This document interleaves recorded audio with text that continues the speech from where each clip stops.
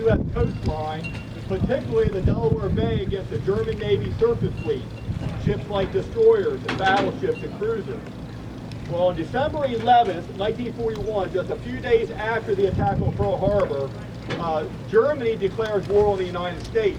And only 8 days later, 5 German boats would leave their bases in occupied France, make their way across the Atlantic, and attack shipping off the U.S. coast. Now, these 5 ships were not destroyers, battleships, and cruisers like we had planned for, but rather German submarine, or what's known as the U-boat, or U-boat, or Unterseeboot, which means underwater torpedo boat. These 5 boats would take up positions off of the coast of the U.S., off of harbor entrances, places like New York Harbor, the Delaware Bay, the Chesapeake Bay, and even the Mississippi River and the Gulf of Mexico, and begin a coordinated attack starting on January 13th of 1942. Now, by the end of a 2-week period, these 5 boats would sink 24 ships and damage 2 others. Now, I would love to stand here and tell you that the United States acted swiftly and took care of this threat, but that would be inaccurate. The fact of the matter is the U.S. had very little response, and the attacks would continue. By the end of 1945, over 413 ships would be sunk, another 62 damaged, 2 million tons of cargo would be sent to the bottom, and over 5,000 sailors would be killed, and most of those were merchant marines, all just off the coast of the U.S. Has anybody been out on the overlook or out on the beach today and seen ships out in the bay, anchored out there today? Okay, see some heads bobbing. Picture, if you will, those ships on fire and sinking, and that would have been a very realistic view of the U.S. coast during World War II. At one point, there was 27 life rafts tied up at Lewis just from sinkings off of our coast. Now let's fast forward. Now we know that U-boats have been attacking all through the war. There's always a constant U-boat threat off of our coast. So we're going to fast forward now to the end of the war. It's now April 1945, and things aren't going so well for Germany. Their cities have been devastated by Allied bombings. Their economy is in total collapse. Their navies have been decimated, and their armies are being pushed back on every front. So Adolf Hitler and Karl Dönitz, who was the U-boat commander, devised a plan that they hoped would get the United States back to the negotiating table to avoid an unconditional surrender. And that plan was called Group Seawolf.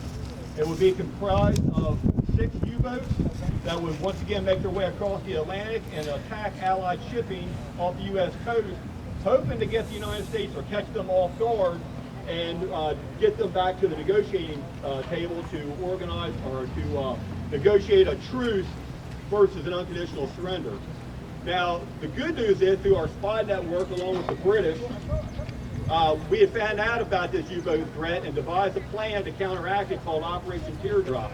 Now, we managed to sink 6 of those U-boats out in the middle of the Atlantic. However, 2 did make it through, and one of those was the U-858. Now, under the command of then 27-year-old Theo Bode, the U-858 would get off the coast of Newfoundland and surface on May 8th, get its radio messages for the day. They would then learn that Adolf Hitler was dead, that Karl Dönitz, their commander, was now the Chancellor of Germany, and Germany was in the process of surrender. They were also instructed to fly a black flag and to attempt to make radio contact with the nearest Allied base and report their position, course, and speed. The next day, on May 9th, the U-858 was able to make contact on Halifax, Nova Scotia Naval Station, and they were ordered to take a southwesterly approach to the U.S. coast, and they would be met at sea by the U.S. Navy. The very next day, destroyers Carter and Murr would make radio contact with U-858 in a fog bank. They would then be joined by the destroyers Pillsbury and Pope, and they would escort the U-858 down to about 50 miles off the coast of New Jersey, where a U.S. Marine detachment was put on board. They would remove the majority of the crew and put them on U.S. naval vessels, and they would leave a small contingent of German sailors on board to operate the boat, and they would escort the U-858 down here to Lewis. Now, the 858 would be anchored at the breakwater because it still had a full armament of torpedoes on board. They could not risk the chance of sabotage and bring the boat into the port. So it was tied up at the breakwater. but they did bring the crew of U-858 down here to what is now the fishing pier. It was a mine planting pier back in those days, and that is what we're reenacting today. So on May 14th, 1945, the U-858 made history in the fact that it was the first British vessel to surrender in U.S. waters since the War of 1812.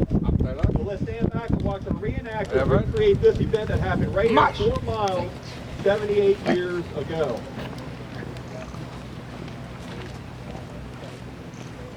Now, as you notice, these guys are coming off the boat. They're not clean shaven. Their hairs are a mess. They haven't had a bath in several days or several weeks. But they are walking with their chins up. They are proud of what they did. They served their country well, the U-boat force, and there was no shame in what they accomplished. A lot of the uniforms that the U-boat crews would be wearing would be British uniforms. Now, at the Battle of Dunkirk, when the British were evacuated in 1940, they left a lot of supplies on the beach. And a lot of the supplies was uniforms.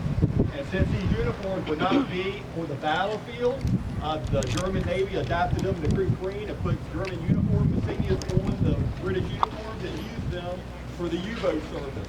So a lot of the uniforms you would see the sailors wearing would be British issued uniforms. Now this will be the 3rd time that these guys surrendered. Like once isn't that enough. So they would have surrendered to the U.S. Marines when they boarded the U-858. They would again be searched and surrendered to the U.S. Navy when they boarded the naval vessels. And then when the guys got here, they would have to surrender once again and be patted down and searched by the U.S. Army. So 3 times the charm.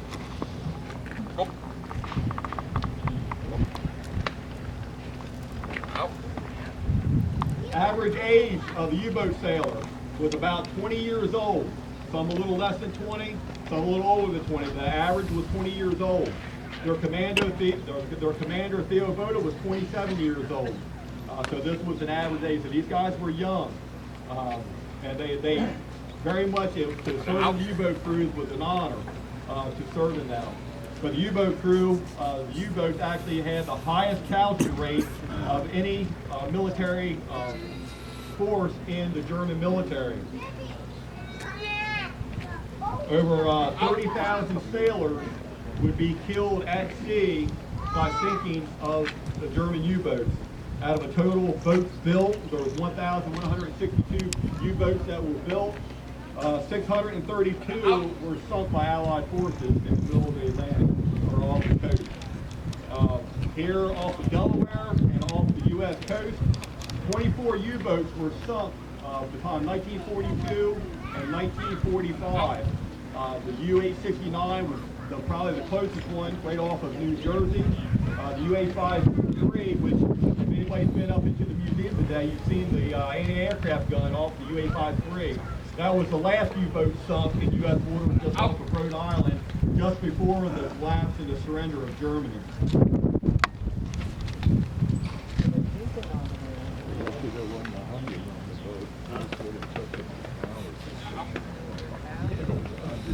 After these guys were searched, they would be taken to the brig here at Fort Miles and then later transferred to Fort DuPont, where they would be guests of the United States for the next 2 years. So they weren't released to go back home to Germany until 1946. When these guys went back home, many of them returned to the United States because they'd been treated so well by the U.S. I remember my father telling me when he was growing up here in Delaware that he was in constant contact, places of business that had former POWs from Germany working there. So a lot of these German guys were employed in U.S. facilities in the United States. The commander, Theo Bode, and the XO would be taken to Washington, D.C., and they would be asked about what they heard about rocket technology. That's one of the threats that we heard about these U-boats, and one of the reasons we went after them so fierce is we heard that they were equipped with B-2 rocket technology, which would make them the first ballistic missile submarine in the world. If they were able to make that work and got on the coast of the United States, they would be in firing range of Washington, D.C. and New York City. So the U-boats in Operation Seawolf were a very real threat. Thank goodness we never had that. The PO boat and the XO was interrogated by the FBI. They admitted that they tried to make it work in a towed cylinder behind the U-boat that would dive when they dove and would surface when they surfaced and would contain a B2 rocket. And they were able to launch that. They could using a ballast tank in the cylinder. They would flood the tank, get the cylinder to go vertical in the ocean, and launch a B2 rocket out of the center of it. Now, unfortunately, they were not able to make that work, so we never had that threat. But it was a possibility we didn't know about. So that was very real. By war's end, over the next week, 4 more U-boats would be surrendering to the U.S. and U.S. borders.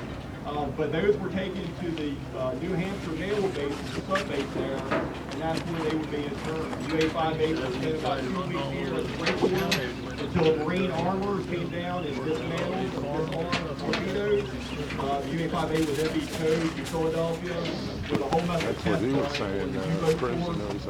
I'm sure that a lot of that information was gathered and put into the next generation of submarine. Later, I think a year or two later, the U-858 would be towed out to off of Long Island, New Jersey, Long Island, New York, sorry, and it would be used in a torpedo test that sunk off of Long Island, and that's where she lays to this day. So let's give our guys a round of applause.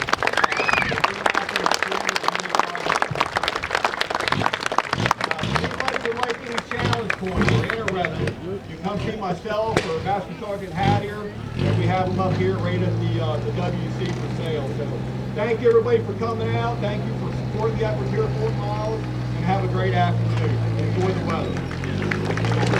What else is happening today?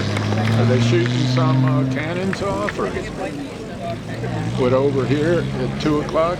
I think so, yes.